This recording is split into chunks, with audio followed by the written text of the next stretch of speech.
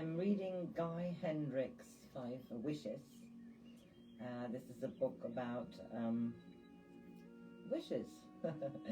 I've already read the introduction and the foreword, and we are now at his 3rd wish. My 3rd wish, writing from the heart. I wish I'd generated a complete written record of everything of significance I learned during my time on earth. On the surface, my 3rd wish might seem trivial in comparison to my first 2 wishes, but there was a big issue behind it all that made it important to me. The issue really boiled down to this: was I going to be real and honest in presenting to the world what I am most passionate about? Or was I going to spend my career hiding behind the safe wall of academic objectivity?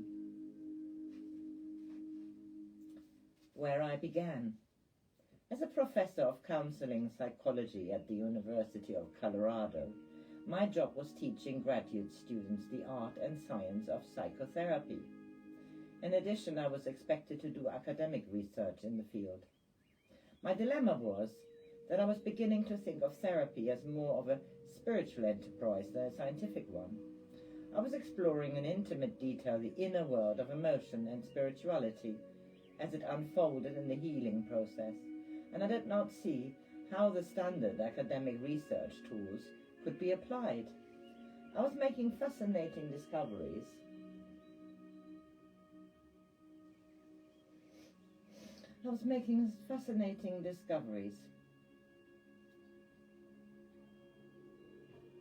I was exploring in intimate detail the inner world of emotion and spirituality as it unfolded in the healing process, and I did not see how the standard academic research tool could be applied.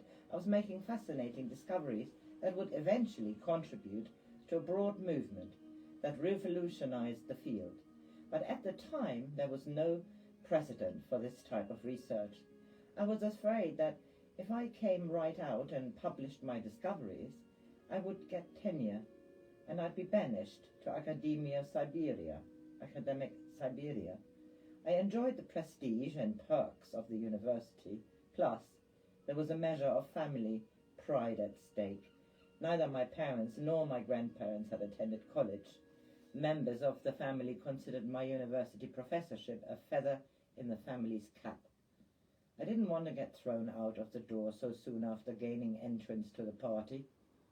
Yet, making my 3rd wish, I had made it clear to me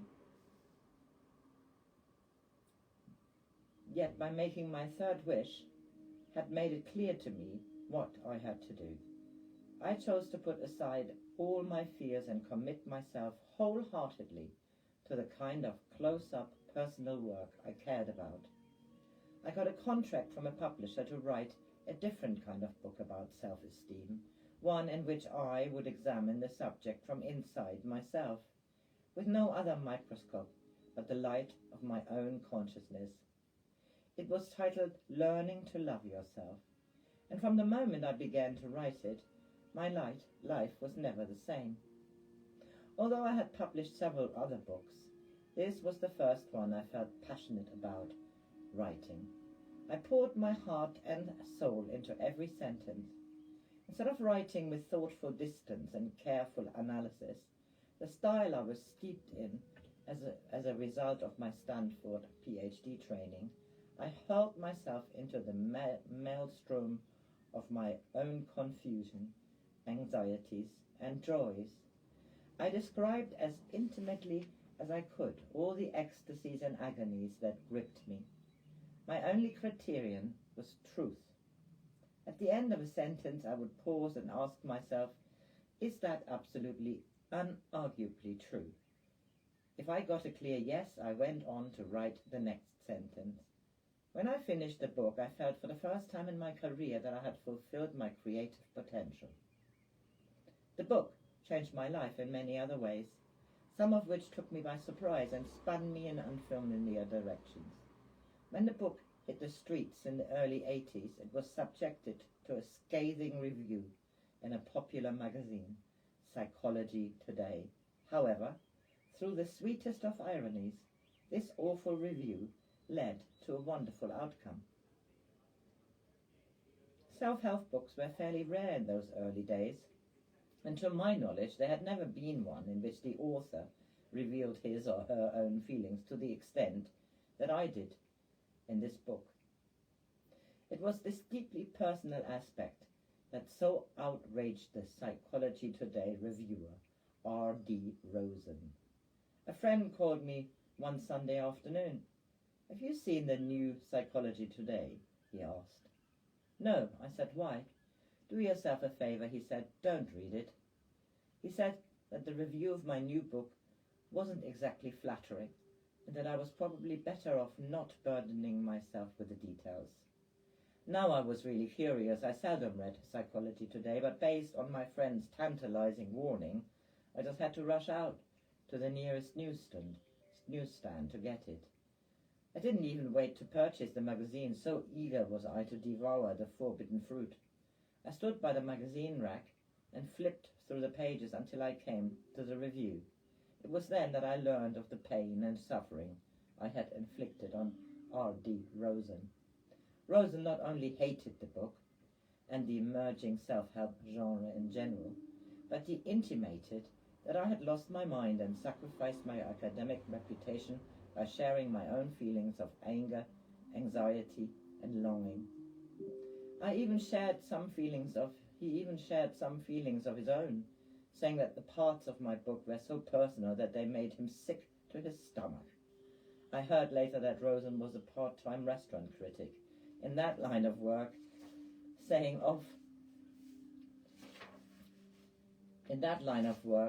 something makes you sick to your stomach is probably the harshest criticism of all. My own stomach wasn't in the best shape by the time I finished reading the review. I slunk back to my house feeling as though a hit-and-run driver had run over my career. What had I done? Here I was, a professor at a major university. I had written many articles in scientific journals, plus a textbook in my field of counseling, clinical psychology. Now R.D. Rosen was using my book as an example of the decline of academia and Western civilization in general. He and I were definitely on different wavelengths. Although I had my beefs with the university, I loved it and the rigorous free inquiry it stood for. I just didn't think that a number-based objective research style applied to my field. Teaching graduate students in a counseling psychology program was something I loved to do, and I felt I had a way of bringing a much-needed wave of authenticity and emotional expression to the academic world. The harsh reality, however, was that the Psychology Today review would likely be read by more people than had read my textbook and all my scientific articles combined. Was I going to become a laughingstock? Now for the sweet irony. After the Psychology Today review came out, my book took off like a rocket. Sales doubled the next month and then tripled the month after that. I discovered the truth of the old adage, there is no such thing as bad publicity. Apparently the reading public liked the very things that had turned the reviewer's stomach. I began to get tearful letters of appreciation from people who thanked me for bearing my soul, saying that the book had healed them by giving them permission to bear theirs. I received letters from other professors saying that I'd restored their faith in the academic world and given them a reason to go on teaching. The book became a steady bestseller, going through more than 20 printings over the next 2 decades. The best was yet to come. After the book became a bestseller, I was inundated with requests to do talks and seminars. I fell into a pattern of teaching all week at the university and then flying off somewhere to do a talk or seminar on the weekend. One winter, a few years later, I flew to Hawaii to teach a seminar. I got off the plane and stood on the tarmac, luxuriating in the 80-degree warmth of Kau. Moments later, my host handed me a message from my secretary. Back in Colorado. Urgent, the note said. Opera Winfrey called. There was a long stretch of my life when I did not own a TV, so I was out of touch with the goings-on of popular media. I called my secretary to find out who this Oprah Winfrey was and why it was so urgent. According to my secretary, who faithfully devoured People magazine each week, Oprah was an up-and-coming talk show host in Chicago who was starting to get national attention. She wanted to do a show on the theme of learning to love yourself. Was there any possibility I could turn round and come back to Chicago to appear on her show? It was winter, and I had just escaped the frozen steppes of Colorado to enjoy a week of Kauai sunshine. I pondered the idea of taking a 10-hour flight back to the Midwest. My pondering lasted about 2 seconds. I told my secretary to decline. Later that day, I visited the author Shakti Kawain's house on Kauai, and discovered that Shakti had appeared on Oprah and sold hundreds of thousands of books as a result. Suddenly, winter in Chicago seemed a lot more appealing. However, I resisted the temptation and stuck with my decision to stay in Hawaii. Apparently, declining the offer did not terminally offend Oprah's producers, because later they were kind enough to have both Kathleen and me for several appearances. We were blessed with great book sales, but the appearances on Oprah and other shows led to something far more rewarding: the founding of our own institute. What emerged? As a result of the increased visibility we got requests from hundreds of therapists, MDs, and other professionals who wanted to study with us. Soon, we were offering training seminars in North America, Asia, and Europe to accommodate those requests. The Hendricks Institute has grown over the past 20 years to become a thriving training center, graduating several hundred professionals a year. We also offer seminars to growth-orientated laypersons. About 20,000 people have participated over the years. I can trace all of this to the choice I made to step out from behind the tweed curtain of academic respectability and venture into the pathless land of authentic expression. That journey took me backwards in time to examine my earlier work in the light of the new insight, and it took me forward in time to write now, serving as a navigational tool all the way. First, I went back through the notes and notebooks I had kept since my entry into the counseling profession in 1968. I evaluated everything in light of these kind of questions. Have I used this to change my own life, or have I personally seen it change someone else's life? Or is this something I merely think might be true and useful because I read about it, heard about it, or got it in some other indirect way? Over time, I shortened these questions to: is it true? Does it work? Have I personally used it to change my own life? Ever since, these questions have been my acid test for determining whether something is worth writing about. The questions have also steered me to one important personal insight after another. One of the biggest insights led to the body of relationship work Kathleen and I have created. It started when we noticed a troublesome pattern in the early days of our relationship. We would be close for a few days, and then something would happen that would cause us to lose the flow of close connection. We would have an argument, or get sick, or get caught up in family drama with our children or in-laws. Then it would take us days or weeks to get back into the flow of connection again. One day had an awareness that helped us break through this pattern. I was doing some stretching exercises upstairs in our house on a clear sunny morning in Colorado. I was feeling that easeful inner glow many of you are probably familiar with if you've done yoga or some other body-centered practice. Suddenly, I went from feeling the delicious feeling to worrying about my daughter, Amanda, who had gone away to boarding school for the first time. The good feeling in my body disappeared as my mind began to manufacture scenes of her feeling lonely and homesick, being picked on by other students, and so on. None of these images had any reality to them. In other words, she hadn't told me of any such negative experiences, or indeed any negative experiences at all. I went into the bedroom, to call her and find out if she was okay. Then Suddenly, I stopped in my tracks as a realization gripped me. What if the good feeling itself had given rise to the scramble of anxious thoughts that had flooded my mind? Did I have an upper limit of how good I could let myself feel before bringing myself back down? Did I have an arsenal of strategies, arguments, worry, thoughts, illness that I unconsciously used to bring myself down when I exceeded my thermostat setting for how good I could let myself feel? This awareness brought a flood of new possibilities into my mind. Maybe a lot of the arguments, upsets, and other unpleasant events didn't have anything to do with the events themselves. They were all just ways we blocked the flow of good feelings and love. But why? Why would we stop ourselves from feeling good? The answers jumped into my mind because we didn't think we deserved to feel good, because we didn't think we deserved to feel love, and perhaps most important, we sabotaged our good feelings because we simply didn't have much practice feeling good for any substantial length of time. The history of humanity, as well as our personal histories, teaches us a lot about adversity and how to deal with it, but very little about how to feel good and maintain that feeling.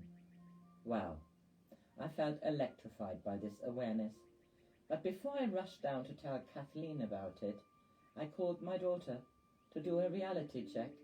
It turned out she was happily playing soccer.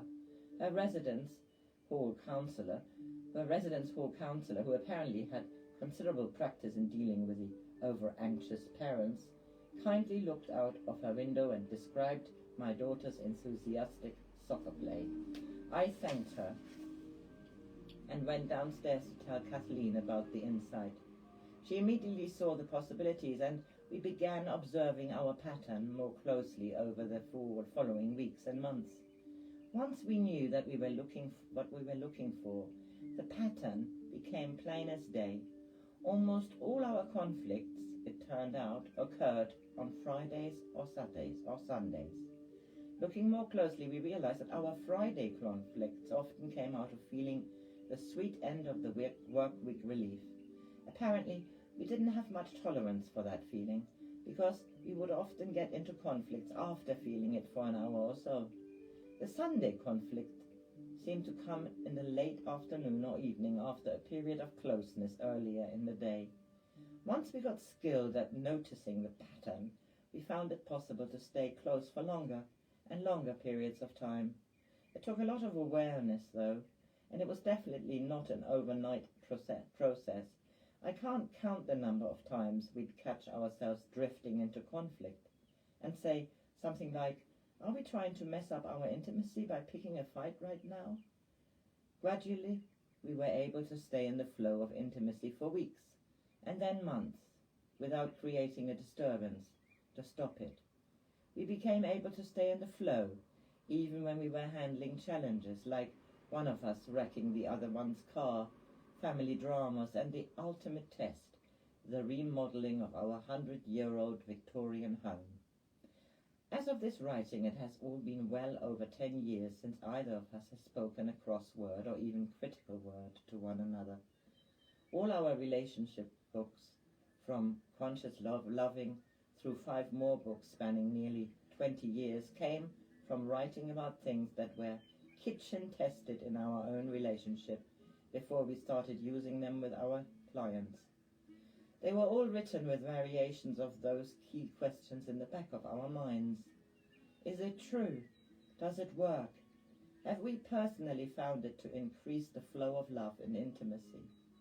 By living in these questions, my third deathbed goal, writing from the heart about everything significant I've learned during my time on earth, has been achieved and continues to be achieved beyond anything I've ever imagined. So that was the third wish. The fourth wish is feeling God. And I'll read that another time. Today is the 27th of August.